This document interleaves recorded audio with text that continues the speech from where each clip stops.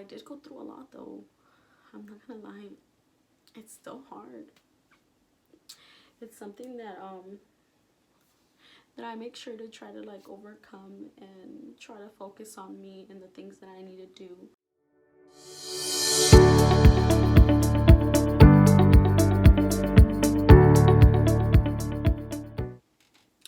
Hi you guys. If you guys don't know me from my last previous video, I'm gonna say it again. My name is Stephanie.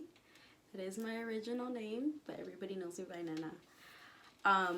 Funny thing, before I get started, I just want to say is that I had many people prior to my video, the first one that I posted. There's a lot of people that know me for many years and still don't know my real name.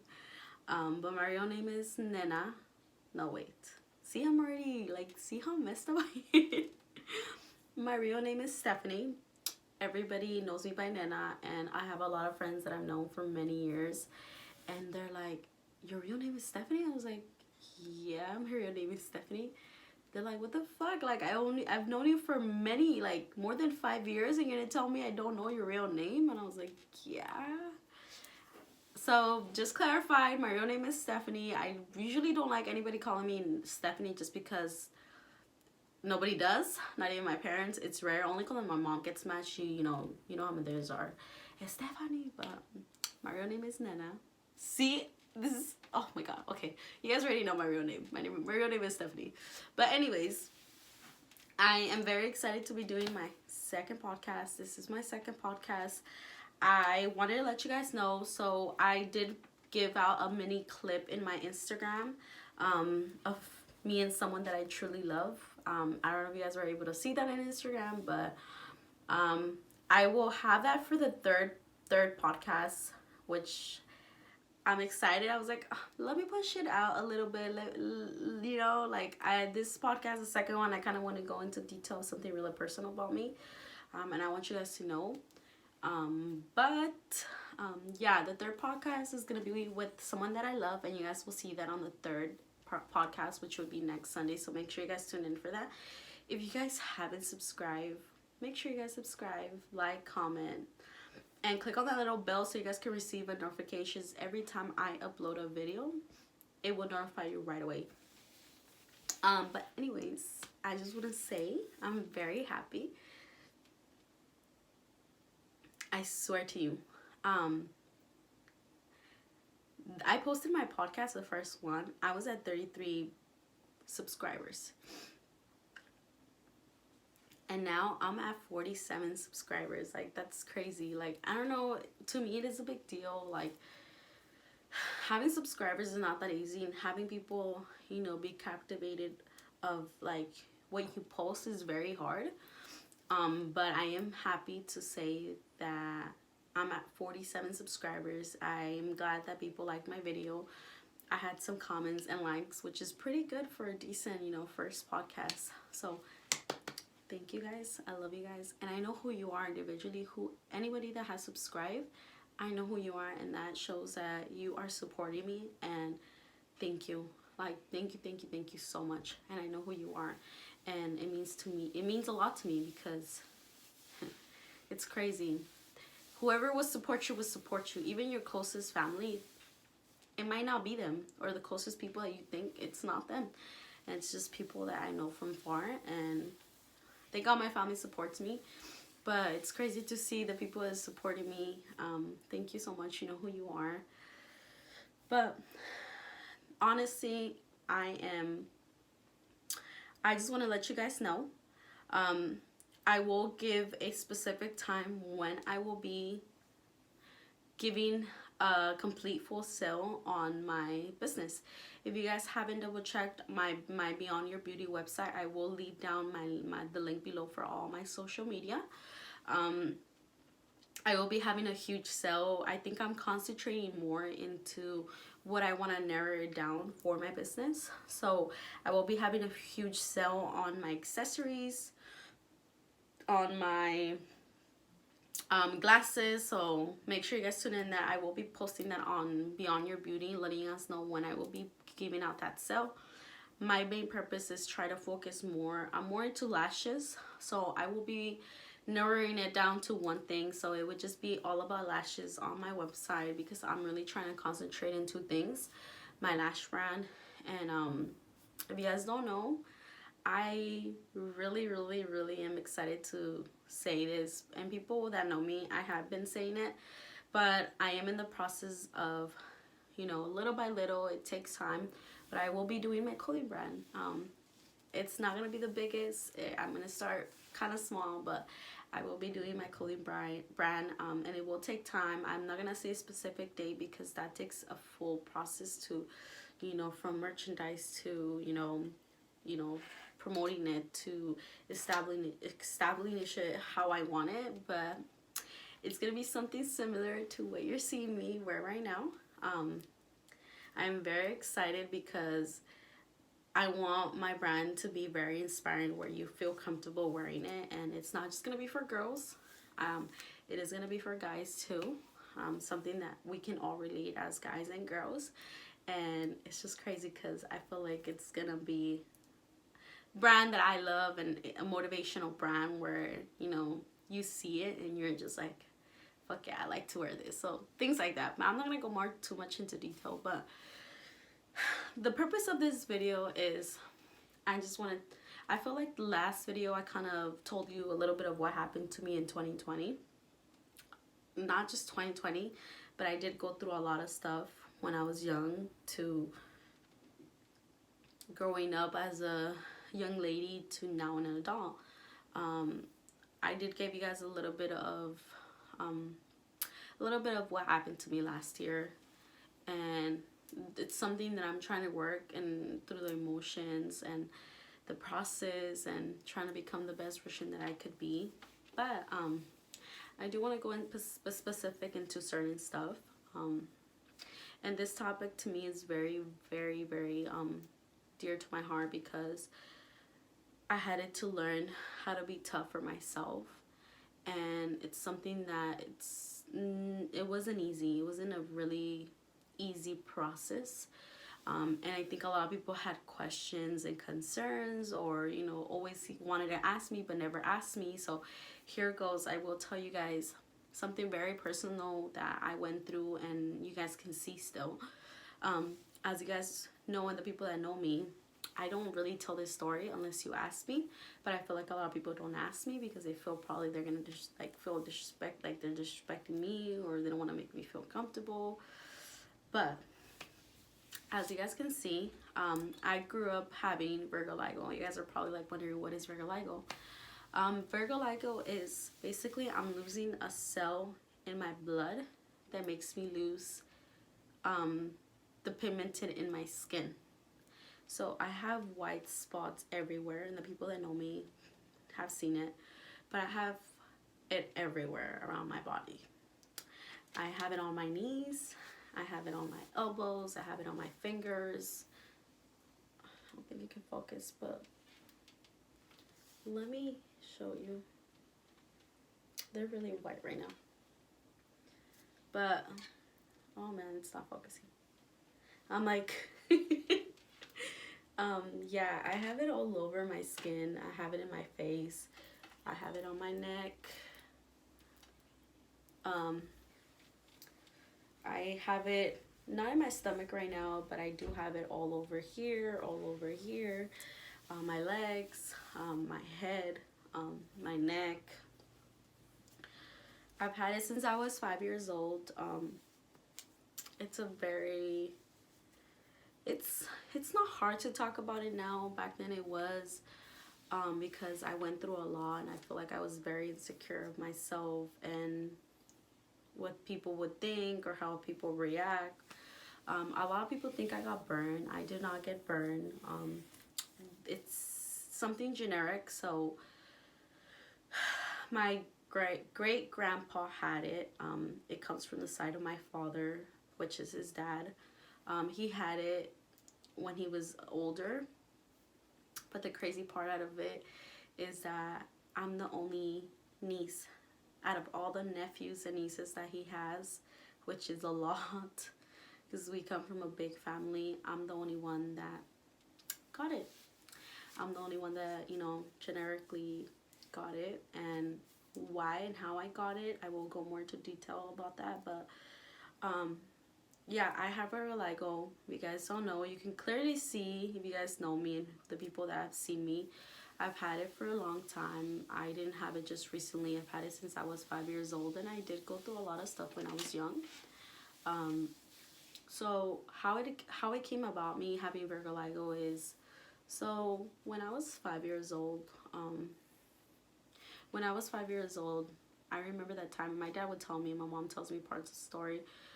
They know more because I was pretty young, but I know until the time when I kind of grew up and became a lady. My mom was expecting my baby brother Ricardo. She was in the hospital. She got taken to the hospital, and I remember that my dad came back and picked us up, and my aunt was taking care of us, and my dad came to pick us up and came to pick up like the suitcase from my mom, and he's like, let's go, we gotta go to the hospital. By that time I was 5 years old. My sister was a little bit older, and my big brother was kind of older too. My sister, I want to say she was like probably like 8. Yeah, 8. No, probably like 9. Eric was probably like 7. And I remember, don't judge my dad, but I remember that my dad told my sister, hey, get your sister inside the car. And my dad was like really in a rush because my mom was gonna have a baby. And I remember that my dad didn't put the car seat. We just got inside the car, and I was so sleepy. It was like super early, and I remember my sister like put the seatbelt on me, and I was like literally like sleepy, knocking out. And I remember the seatbelt was bugging me, and I remember that I had taken it off, and I just knocked out. And my mom said that supposedly when my dad was driving, there was a 4 stop, intersection where you stop, and my dad says that supposedly that when he was driving, he had to stop really hard. I don't know if he was in a rush to like get to the hospital, and he didn't really saw the stop sign, or maybe there's a car that was passing by, it was his turn, and the car just went and he needed to stop. So my dad did a really bad like stop, and when during that time, my dad, well, the driver's seat was this, and then the seat of us were in the back, and I was behind my dad. And I took off my seatbelt when that happened. My dad had stopped. I literally rolled over, and I don't know if you guys see, when you guys put your seat forward and back, I had hit myself in the corner. When I fell, I hit myself in the corner of that, and I opened, I don't know if you guys can see, I can feel it. I opened myself here and right here, and I guess my sister said that I kind of like blacked out, and I reacted, and when I got up, I felt like my face was wet. I remember this. My face was wet at 5 years old, which is crazy. I remember parts of it, but I don't remember. But I remember I touched myself, and then after that, I just don't remember anything. But my dad said, my sister said that when she saw me, I touched myself, and I just saw a bunch of blood, and I just went into a shock, and I started crying and crying and crying and crying because I saw blood everywhere, and I got scared. At 5 years old, to go to a trauma like that and see so many blood in your face, it can traumatize a kid at that age. So my dad rushed me to the hospital while my mom was having my baby brother. I was getting stitched up. So that thing happened, and so when a month or 2 months passed by, and I started acting different. My mom said that I started acting really different. I would be scared of everything. I would literally get mad about everything. I would get paranoid. I would get anxiety attacks at that age. It was really bad. And since then, like, things were just different. Like, I was a different person. I was very needy. I was very scared of everything, and I always wanted to be with my mom, and I didn't want nobody to touch me. And I guess during that time, my mom started seeing that I started getting white spots on my knee, and she's like, what is that? And my mom got scared, and she took me to the hospital, and my mom got the news right there that they told her, fortunately, I'm sorry, but your daughter has vitiligo. And she's like, what is that? She's like, my vitiligo is something that basically she's missing like a cell on her blood that doesn't fully the pigmented it's like it eats it up technically. And I was like, what? My mom was like, what? She's like, yeah, like it's something that your daughter will have. Do you know if it's generic? Do you know someone that has that? And my mom's like, oh yeah, that my my father-in-law has that. Comes from my husband's dad. He's like, well, it could be generic, or she got into a huge accident or something happened that traumatized her. And my mom's like, yeah, when I was giving birth, like she had hit herself really badly. She saw a bunch of blood, and since then she's been acting different. So that happened. So it's just like, well, just letting you know, she has vitiligo. It is maybe generic, but I guess what made her get it is because because of that accident, she really got nervous and scared. Then her system, that's what her system, went to. So I got that because of that. And after that, my mom's like, they told me that I had to go too many treatments. And when I was small, my mom would cry because my mom was pretty young during that age too, and she thought it was something bad. But my mom would tell me that I would literally be very paranoid, that sometimes what I would do is I would literally be so scared of anything. The way I would go to sleep is I would cover myself with a bunch of blankets, and I would sleep under those blankets. And says that she would find me sometimes like covered with a bunch of blankets and sweating and very red and covered and like hiding. And there was times where I would do that, and I would cover myself under the bed, anywhere I could hide myself, in the closet. And sometimes it would be points where my mom didn't, there was times where my mom couldn't find me for hours, and like about to call the cops because she couldn't find me. And yeah, I guess one time that happened, and she was crying, she couldn't find me, and they found me, and it was literally sweating and like red, and mom got scared. I would do that a lot. And for a kid to be doing that at that age can either like suffocate inside, so I would do that a lot. But when I went to prep school, a lot of people would bully me. I did get bullied a lot when I was a baby. Little kids are. I started getting bullied when I entered into school when I was a baby, which was prep school. Prep school, I would get bullied, like, just how little kids are. They didn't want to be my friend, and I would cry. And then when it came to elementary, that's when things started a little bit more bad too. I would cry a lot and come home crying every single day because nobody wanted to be my friend. I would get people cut my hair. Like, little girls would make fun of me. Nobody wanted to sit down with me. Nobody wanted to be my friend. And I was very traumatized because I didn't know what was wrong. I thought, like something was wrong with me, and people didn't want to get close to me.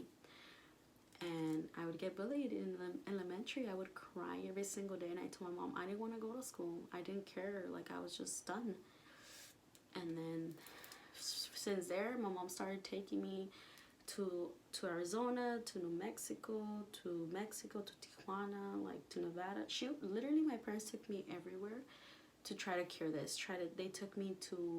They literally took me to so many doctors. I saw so many doctors. I did so many treatments, so many laser treatments. I wouldn't be able to be in the sun. They told me that I would eventually could get skin cancer. I have to be careful, and that most likely my kids were gonna get it. So it got really bad because I became a really girly girl. I was scared of everything. I didn't let nobody touch me. When people would touch me like this, I would cry for hours. My mom got tired of it, and she placed me into soccer. Soccer is always going to be my life because I grew up to become a very strong, independent woman and a very strong, tough person. So I didn't know the sport. I didn't know how to play. I didn't know anything. I didn't even know the rules. But my mom, what she did is she did it for the best of me. Even though it was really hard, she did it for the best of me. And I started playing soccer at 8 years old all the way to 16. I played with guys and girls. I would play soccer, and in every game I would come home crying for hours just because they would hit me and I didn't want to play. But my mom, she didn't care. She's like, you're gonna toughen up, and you're gonna get in soccer, and that's all you're gonna do. My coach was really mean, like fucking mean, but he shaped me to become the person I am now, and I'm always gonna love my coach, and I'm thankful for the things that my parents did to place me in sports, and I think that made me really strong. But I was still in sports, but I would still get teased. When I went into elementary, I did get bullied a lot. I would get jumped. I would get called zebra, cow, Dalmatian, spotty. I don't know why people were so mean to me. Like, people would just bully me and treat me like shit, and I was really crying. Like, I genuinely was always crying. I didn't know what was wrong with me. I started wearing makeup really young at 6 years old. When I entered into the 6th grade, I started wearing makeup because I was very insecure of myself, and I didn't wear shorts. I didn't wear like tank tops. I always to school I tried to put makeup on. Even when I was a 6th grader, I would start trying to put makeup even though I didn't know how to put it, just to cover my white spots. Like, it was that bad. But yeah, I did get bullied a lot. I had people that were nice to me, but some people were not really nice to me. And I kind of became more of a tomboy because I was more into sports, and I would play a lot with the guys, and I feel like I was more accepted by the guys than instead of the girls. I did have one friend, her name is Tanya, in intermediate, and I was really close to her, and she's always going to be a big part of me. She was my best friend in intermediate, but unfortunately she's not here anymore. She passed away, and I'm always going to love her and remember her. She was a very great part of my life during that time, and she would always protect me. So that's why when she wasn't in my life, it was very hard. But I did have a lot of people mistreat me, treat me like shit, you know, literally just trying to jump me. Like, I would get jumped all the time. But I did have my brother always protecting me, you know. My brothers will always get down to anybody that would make me feel bad, and up to this day I love my brothers because my brothers always would protect me, and they saw how much I was in pain and how much stuff I suffered when I was young. And I would always tell my brothers, like, nobody likes me, and I told my mom, I would always go home crying to my mom. I was very traumatized. I would cry to my mom, tell her I don't want to fucking live, I don't give a fuck, like, I don't want to go to school, like, I don't know why God made me like this. Like, I would always blame God. I would always blame my parents, like, why me, like, why is it that this had to happen to me? And I would always question, and I was very insecure. I didn't love myself. It was very hard as a young person to go through that. It's very hard, and I had a lot of very suicidal thoughts, like a lot when I was growing up. When I was intermediate, I was very scared because I was not okay, and it's scary. And I would make fun of, I was made fun of so much. But then when I went to high school, I would tell my mom, I was like, no one's gonna love me. Like, I'm never gonna find someone who's gonna love me or be married. I'm never gonna have a boyfriend. Like, and when I went into high school, things started kind of changing. I was just still kind of shy to wear, you know, shorts. It's hard. Like, when you have an insecurity and you go through a lot of stuff, it's a very difficult thing to overcome it. People think it's easy, but it isn't. But yeah, I went to high school. I ended up having a boyfriend. People really liked me. I was very nice. But I would have people still make fun of me or look at me like, you know, like if I'm out of place. I always felt out of place, and it was very hard for me to fit in and feel pretty. But the thing that really did help me was sports. So that's where I kind of got a lot of my confidence. But yeah, I did go through a lot of stuff when I was young. It was very hard because to feel like you don't want to live, to feel like people don't accept you and don't think you're beautiful and call you names it's very hurtful. And I think when I end up having kids, and I hope they don't go through this, but if my kids have it, because it says it's generic, I will make sure to protect my kids and show them and let them know that they're beautiful from in and out, and to never allow nobody to mistreat them. And I think, to me, the whole thing of everything that I'm doing for myself and to become a better person is I want to build a platform where I can inspire people, motivate them, and make them feel like they're loved. And you can love yourself no matter how you look from the inside or outside. And my main purpose of this is I want to bring awareness to the people that have skin diseases, and even beyond the people that feel insecure or anything, how do you feel inside. It's okay to feel like that. It's okay. It is a process. It's not easy. It's never going to be easy. It wasn't easy for me. It was something very difficult for me to go through. And one of my goals this year, I still love myself. I know I'm a very strong person. I know I'm beautiful from in and out. But it's still hard because I do see my vitiligo growing every single day, and there's nothing I can do. It's very hard because I do my best to make sure to tell myself I look beautiful every single day, and I do. But it still gets to you. Society is so fucked up nowadays that it's hard to try to be perfect, and no one's perfect. Life is not perfect, and it's a very strong, thing that I have to overcome every single day. And I just want to be inspiration to other people that have a skin disease, that you can do it. Or even if you have an insecurity, you can do it. I did go through a lot, though. I'm not gonna lie. It's still hard. It's something that I make sure to try to overcome, and try to focus on me and the things that I need to do. And something that some people won't understand, and that's okay. People don't need to understand.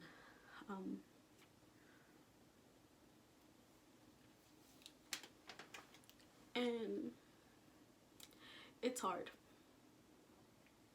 It's hard because it's a battle that you're facing on your own, and it's something that it's hard to try to overcome and tell yourself you're beautiful. And my goal is this year is I can wear a bikini without feeling insecure, and love myself. I love myself, don't get me wrong, but to wear a bikini is very difficult. For me to say this is me being really vulnerable to what happens to me on a daily basis. I can wear dresses, I can wear anything now, but one of the biggest insecurities I've had is wear a bikini, and I haven't done that yet, but that is my goal. I'm trying to become the best version I could be, and if I can do it, you guys can do it. If you guys have insecurity of straight up feeling chubby, or stretch marks, or having freckles, or having birthmarks in your face, or anything, it's okay. It's okay to feel insecure. And yes, because it's okay for me to feel insecure, but it's not okay to stay like that forever, because it takes a process to make sure that you can overcome those things. And I've overcome so many things in my whole entire life to become the person that I am now. You are fucking beautiful, no matter how you look, the way you feel. Make sure you look at yourself in the mirror and be like, no, I'm beautiful. I'm beautiful for me. And if people will love me for me, then that's okay. And if people that don't want to love you for you and how you look, you don't need those people in your life, honestly. And this is my story, my vitiligo story. I've genuinely been through a lot of stuff where I got bullied hardcore. People would cut my hair, people would spit on me, people would jump on me, and I would just cry, because there's nothing I can do, because I feel so bad within myself that I allow people to do that. And I don't allow nobody to do that shit to me no more. And if I ever see someone bully some other person for the way they look and how they're different, I'll tolerate that. That's my biggest pet peeve. I will never ever allow nobody to mistreat someone in my presence, because I know how it fucking feels to feel out of place. And I know I'm unique, and I feel like I can bring awareness now that I have a platform, and I'm okay to talk about these things. And I want to be an inspiration to many people and many beautiful souls that are going through the same thing, but in different, situations. You can do this. This is very personal, and for me to talk about this makes me feel like I'm a different person, and I feel like I can reach too many people. Insecurities are hard to overcome, but don't get stuck. Be the best version you could be. Fix your insecurities. No one will ever fix those for you. You need to figure out how you can change the way you think, the way you see yourself, the way you carry yourself. Because you know why? I feel like people accept me, and I don't need to be accepted, but I feel like my character is everything. I'm a very genuine, beautiful soul and caring person, and I care about people. I love people, and that's my personality, that's my character. I don't like to judge anybody, because I've been judged my whole entire life when I was small, because me having vitiligo, me being different, I don't allow that in my presence no more. So just know that you guys can do it. If I can do it, you can do it. It's tough. It's something that you just gotta work on. The people that won't understand, but if you're insecure of how you look at yourself, try to change that. Be better for you, in order for you to have people around your life where they can see that you're trying to overcome this fear, overcome this insecurity. That makes you a better person, and you can even probably motivate people when you don't even notice you're doing it. But you know what? Be the best version you can be for yourself. This podcast, I feel like this podcast to me right now is letting you guys know that it's okay to feel what you're feeling. Just try not to be stuck in those feelings. Try to, overcome them and become better for you. I feel like once you become better for you and you start focusing on yourself, you start attracting better things in your life. Have positivity. Make sure that you do the things that you want to do because you love them, not because you're forced to. And just be genuinely you.